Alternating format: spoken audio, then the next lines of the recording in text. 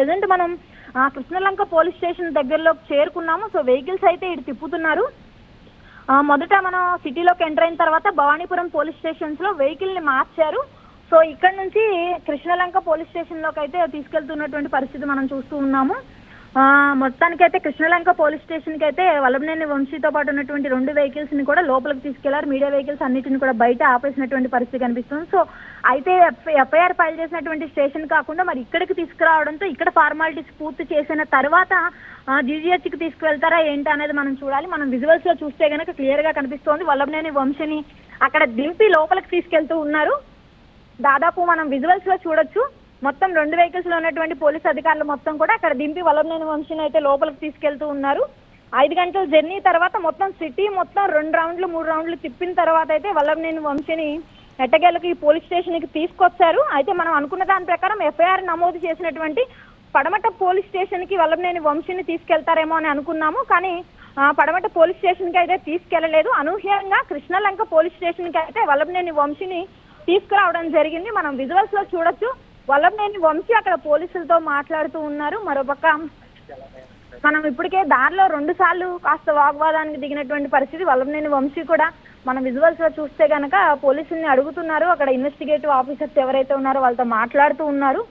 దాదాపు ఇదంతా కూడా ఒక ట్విస్టింగ్ గా నడుస్తూ ఉంది. ఉదయం నుంచి కూడా అనేక సస్పెన్స్ నడుమ మొత్తానికి కృష్ణలంక పోలీస్ స్టేషన్ కి అయితే వల్లభనేని వంశీని తీసుకొచ్చారు. మరి ఇక్కడ ప్రాసెస్ ఏదైతే పోలీసులు చేయాల్సినటువంటి ఫార్మాలిటీస్ ఏవైతే ఉంటాయో డాక్యుమెంట్స్ కి సంబంధించి కానీ ఇవన్నీ వాటిని ఇక్కడ పూర్తి చేసి తీసుకుని వెళ్తారా లేదా అనేది మనం కాసేపట్లో వేచి చూస్తే తెలియదు. ఎందుకంటే ఆల్రెడీ మనం ముందు ఫాలో అయిన దాని ప్రకారం అక్కడ భవానీపురం పోలీస్ స్టేషన్ కి తీసుకెళ్లి అక్కడ వెహికల్ మార్చి తీసుకుని వెళ్ళారు. సో మరి ఇప్పుడు ఇటువైపు తీసుకుని వచ్చారు కాబట్టి సో ఇక్కడ నుంచి ఇక్కడ ఫార్మాలిటీస్ పూర్తి చేసి తీసుకెళ్తారా లేదా అనేది అయితే మనం చూడాలి. మొత్తానికైతే ఇక్కడికైతే చేరుకున్నారు. సో ఇవాళ అరెస్ట్ చేసిన సమయం నుంచి 24 గంటలు టైం ఉంటుంది. 24 గంటల సమయంలో పోలీసులు ఫార్మాలిటీలు పూర్తి చేసి మెజిస్ట్రేట్ ముందు హాజరు పరచాల్సినటువంటి అవసరం ఉంటుంది. కాబట్టి ఖచ్చితంగా పోలీసులకి అరెస్ట్ చేసిన తర్వాత 24 అవర్స్ సమయం ఉంటుంది. సో ఈ 24 అవర్స్ సమయంలో పోలీసులు అయితే కోర్టు టైం లోపు ఈవినింగ్ 5-6 లోపు వాళ్ళ ఫార్మాలిటీస్ ఏదైతే డాక్యుమెంట్స్ ఫార్మాలిటీస్ ఉంటాయో వాటితో పాటు మెడికల్ టెస్టులు అన్ని కూడా పూర్తి చేసిన తర్వాత కోర్టులో నేరుగా న్యాయమూర్తి ముందు హాజరు పరచొచ్చు. ఒకవేళ లేదు కోర్టు సమయం అయిపోయింది ఇంకా వీళ్ళ ఫార్మాలిటీస్ అవ్వలేదు అనుకుంటే కనుక సమయం అయిపోయిన తర్వాత ఈ అర్ధరాత్రి సమయంలో నేరుగా మ్యాజిస్ట్రేట్ ఇంటి ముందు కూడా హాజరు పరిచేటటువంటి అవకాశం కూడా ఉంటుంది. కాబట్టి సో మనమైతే వేచి చూడాలి. ప్రెసెంట్ కృష్ణలంక పోలీస్ స్టేషన్ లో అయితే వల్లభనేని వంశీ అయితే ఇక్కడే ఉన్నారు. Kranthi, is it a head quarter something like that? South division east zone అని అంటున్నారు. ఒకవేళ పటమట పోలీస్ స్టేషన్ సిఐ పరిధిలో ఉండేది, ఇది ACP are DCP DSP something ఆ కైండ్ ఆఫ్ పోలీస్ స్టేషన్ ఇది, సో దట్ ఆయన ఇక్కడికి తీసుకొచ్చారని చెప్పేసి అనుకోవచ్చా? లేదు, ఇది ఖచ్చితంగా కేవలం ఒక పోలీస్ స్టేషన్ మాత్రమే. ఇక్కడ డివిజన్స్ పరిధిలో ఉన్నటువంటి పోలీస్ స్టేషన్స్ లో ఇది కూడా ఒక భాగం. కృష్ణలంకకు సంబంధించినటువంటి లిమిట్స్ లో ఉన్నటువంటి పోలీస్ స్టేషన్ ఇది అవుట్స్కట్స్ లో ఉంది. ఒకవేళ కేసు నమోదైంది పటమట పోలీస్ స్టేషన్ అంటున్నారు.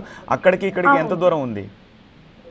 మా కేసు నమోదైంది అయితే కనుక పడమట పోలీస్ స్టేషన్, అది ఆటో నగర్ దగ్గర. ఇది సిటీకి మనం ఎంట్రన్స్, హైదరాబాద్ విజయవాడ ఎంట్రన్స్ లో ఉన్నటువంటి బస్ స్టాండ్ పక్కన ఉన్నటువంటి పోలీస్ స్టేషన్. పడమట పోలీస్ స్టేషన్ గన్నవరం అటు కృష్ణా జిల్లా ఎడ్జ్ లో ఉన్నటువంటి పోలీస్ స్టేషన్. రెండింటికి చాలా డిస్టెన్స్ ఉంది. అయితే పోలీసులు ఇక్కడ తీసుకురావడానికి అయితే 2 రకాల కారణాలు కూడా ఉండొచ్చు. ఒకటి, ఒకవేళ ఆ పోలీస్ స్టేషన్ కానీ ఎక్కడైనా తీసుకెళ్తే గనక ఎక్కడికి తీసుకెళ్తున్నారో ముందుగానే తెలిస్తే గనక అక్కడ వైసీపీ వర్గీయులు కానీ లేదంటే గనక వల్లభనేని వంశీ అనుచరులు కానీ వచ్చి ఆందోళన చేసేటటువంటి అవకాశం ఉంటుంది. కాబట్టి అలాంటి వాటిని కంట్రోల్ చేయడానికి ఇలా డైవర్ట్ చేస్తూ ఉంటారు. సో దారిలో జరిగినటువంటి మార్పు ఏదైతే వెహికల్ మార్చారో ఆ వెహికల్ మార్పుకు సంబంధించి కూడా మనం ఇదే విషయాన్ని అర్థం చేసుకోవచ్చు. సో ఇలాంటి ఘటనలు ఏవైతే ఖచ్చితంగా పోలీస్ స్టేషన్లు మార్చడం కానీ ఎక్కువగా రౌండ్స్ వేయడం కానీ పోలీసులు ఇలా చేసేవన్నీ కూడా ఖచ్చితంగా అక్కడ ఏ మాత్రం అవాంఛనీయ సంఘటనలు చోటు చేసుకోకుండా పరిస్థితిని అదుపు చేసేందుకు మాత్రమే చేసుకుంటారని కూడా మనం భావించవచ్చు. ఎందుకంటే గతంలో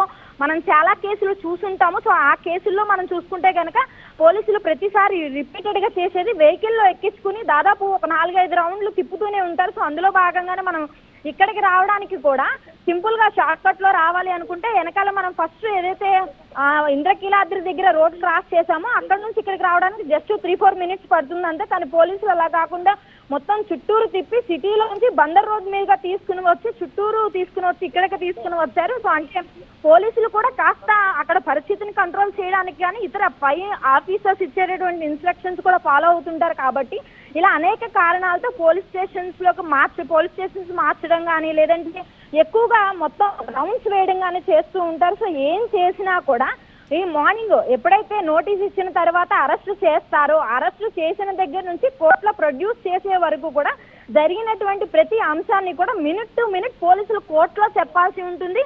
అండ్ టైం టు టైం అంతా కూడా ఆన్ పేపర్లో ఇవ్వాల్సి ఉంటుంది. కాబట్టి ఇది కూడా పోలీసులకు కీలకంగా మారుతుంది. ఒకవేళ ఇందులో వంశీకి సంబంధించి ఏదైనా ఇబ్బందికరంగా అనిపించినా లేదు పోలీసులు ఏమన్నా తన్ని ఇబ్బంది పెట్టారు, బెదిరించారు, భయపెట్టారు అని ఉన్నా కూడా వంశీ కూడా చెప్పేటటువంటి అవకాశం ఉంటుంది. కాబట్టి ఈ ఎంటైర్ ఎపిసోడ్ మొత్తం అరెస్ట్ చేసిన దగ్గర నుంచి కోర్టులో ప్రొడ్యూస్ చేసి రిమాండ్కు తరలించే వరకు కూడా కీలక సమయం అనేది చెప్పాలి. ఎందుకంటే కేవలం కొద్ది సమయమే ఉంటుంది. అరెస్ట్ చేసిన తర్వాత ఈ ప్రాసెస్ మొత్తం పూర్తయ్యి 24 గంటల్లో మొత్తం పూర్తి చేసి కోర్టులో ప్రొడ్యూస్ చేయడానికి. కాబట్టి ఈ సమయంలోనే మొత్తం అంతా కూడా పోలీసులు నడిపించాల్సి ఉంటుంది. కాబట్టి సో ఈ సమయం కీలకమని చెప్పాలి. ఈ సమయంలోనే కీలక నేతలు ఎవరినైనా కూడా అరెస్ట్ చేస్తే గనక అల్లర్లు గొడవలు లాంటివి జరిగేటటువంటి అవకాశం ఉంటుంది. కాబట్టి వాటిని కూడా పోలీసులు కంట్రోల్ చేయాల్సినటువంటి అవసరం కూడా ఉంటుంది. ఒక పక్క ముఖ్యంగా పొలిటికల్ గా ఇలాంటి కేసులకు సంబంధించి అరెస్టులు జరిగితే గనక అటు అధికార పక్షం ఇటు ప్రతిపక్షం మధ్య పెద్ద ఎత్తున యుద్ధం జరిగేటటువంటి అవకాశం ఉంటుంది. కాబట్టి దాన్ని కూడా కంట్రోల్ చేయాల్సినటువంటి బాధ్యత పోలీసుల పైన ఉంటుంది. కాబట్టి ఖచ్చితంగా అటు వారిని ఇటు వీరిని కూడా కంట్రోల్ చేస్తూ పోలీస్ స్టేషన్ దగ్గర కానీ ఆయా జిల్లాల పరిధిలో కానీ ఎక్కడ ఇలాంటి అవాంఛనీయ సంఘటనలు చోటు చేసుకోకుండా మొత్తం పరిస్థితిని కంట్రోల్ చేస్తూ పూర్తి స్థాయిలో ఈ యొక్క అరెస్టుని కానీ పోలీసులు రిమాండ్కు తరలింపు ప్రక్రియ కానీ పూర్తి చేయాలనుకుంటారు. కాబట్టి అందులో భాగంగానే మొత్తం ఈ రౌండ్స్ కానీ పోలీస్ స్టేషన్స్ మార్చడం కానీ వెహికల్స్ మార్చడం కానీ ఉంటుంది. అయితే ఇందులో ముఖ్యంగా ప్రాథమిక విచారణ క్రాంతి మార్నింగ్ హైదరాబాద్లో రాయదుర్గంలో ఆయన అదుపులోకి తీసుకున్నప్పటి నుంచి మనకి స్క్రీన్లో చూస్తూ ఉన్నాము. ఏసీపీలు అండ్ సిఐలు కనిపిస్తున్నారు. డీసీపీ పర్యవేక్షణలో ఇదంతా జరుగుతున్నట్టుగా తెలుస్తోంది. సో ఈ ఆఫీసర్లు ఎవరి పర్యవేక్షణలో జరుగుతోంది? సో ఆ జ్యూరిస్డిక్షన్ మ్యాటర్ ఏదైనా అయ్యి కృష్ణలంక తీసుకొచ్చి ఉండొచ్చా? సో ఏమని అంటే ఇది కేవలం ఒక్క పోలీసులదనే చెప్పడానికి లేదు. మనం బేసిక్గా పడమట పోలీస్ స్టేషన్లో నమోదైనటువంటి కేసు ఎస్సీ అట్రాసిటీతో పాటు అటెంప్ట్ టు మర్డర్ అండ్ అలాగే ఏదైతే మన కిడ్నాప్ కి సంబంధించి కేసు, ఇది ఒక సపరేట్ కేసు. ఇది విజయవాడ పరిధిలో ఉన్నటువంటి పోలీస్ స్టేషన్ లో నమోదైందంటే కనుక విజయవాడ సిపి ఆధ్వర్యంలోనే ఈ కేసు మొత్తం కూడా నడుస్తూ ఉంటుంది. సో సిపి పర్యవేక్షణలో ఈ కేసు నడుస్తుంది. ఆయన ఇన్స్ట్రక్షన్స్ అనుగుణంగానే పోలీసులు ఏసీపీలు కానీ వీళ్ళందరూ కూడా నడుచుకుంటూ ఉంటారు. సో ఇక్కడికి వచ్చారన్నా కూడా ఆయన ఆధ్వర్యంలో నడుస్తుంది. అయితే ఇది ఒక్కటే కాదు, ఈ కేసుకు లింక్ అయి ఉన్నటువంటి మెయిన్ కేసు టీడీపీ కార్యాలయం సంబంధించినటువంటి దాడి కేసు. అది మనం కృష్ణా జిల్లా పరిధిలో ఉన్నటువంటి గన్నవరం పోలీస్ స్టేషన్ లో నమోదైనటువంటి కేసు.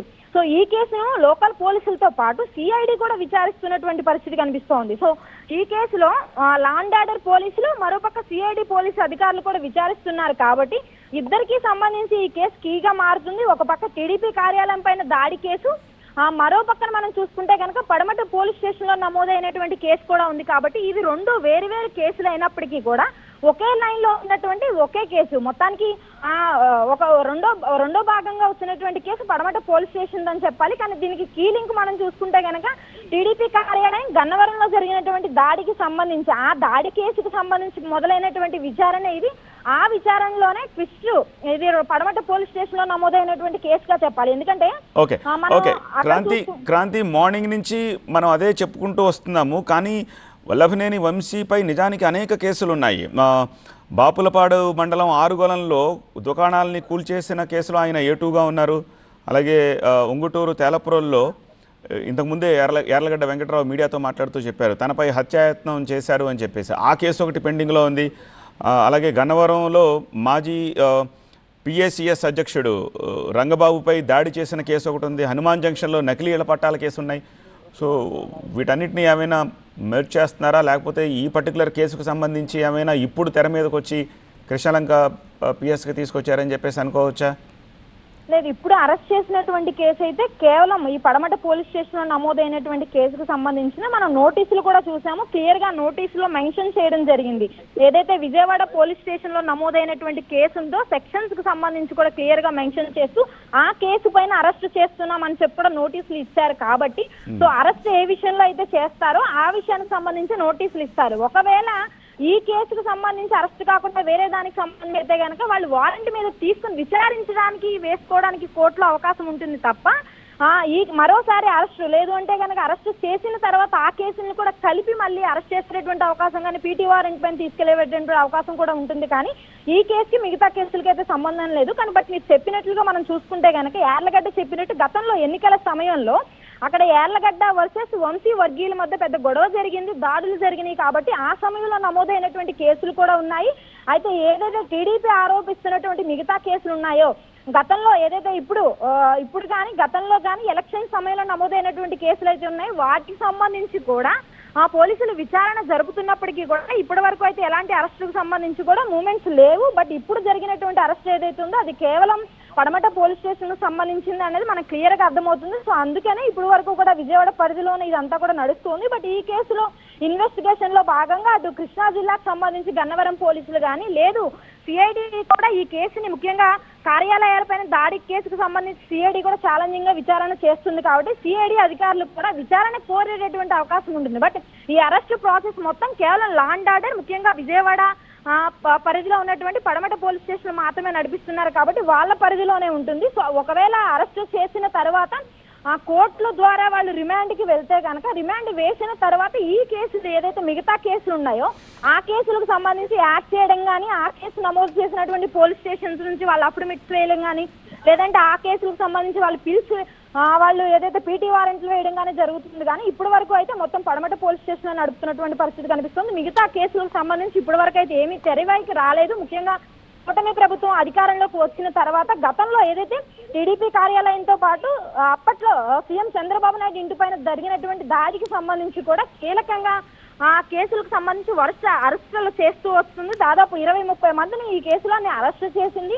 ఇంకా కొంతమంది సిఐడి మంగళగిరి కార్యాలయంలో విచారణ చేస్తూ ఉన్నారు, అదుపులోకి తీసుకుంటూనే ఉన్నారు. బట్ అనూహ్యంగా ఇప్పుడు ఆ కేసులోనే మరొకతను అఫిడవిట్ వేయడం, అతన్ని బెదిరించారని చెప్పి కూడా ఆరోపణలు ఇస్తూ అతని తల్లి ఆ కేసు పెట్టడం, ఆ కేసులోనే ఇతను అరెస్ట్ చేయడం. సో ఈ కేసుకు సంబంధించి మొత్తం పరిణామాలు చోటు చేసుకున్నాయి. ప్రెసెంట్ చూసుకుంటే కనుక ఇంకా కృష్ణలంక పోలీస్ స్టేషన్ లోనే ఉన్నాము.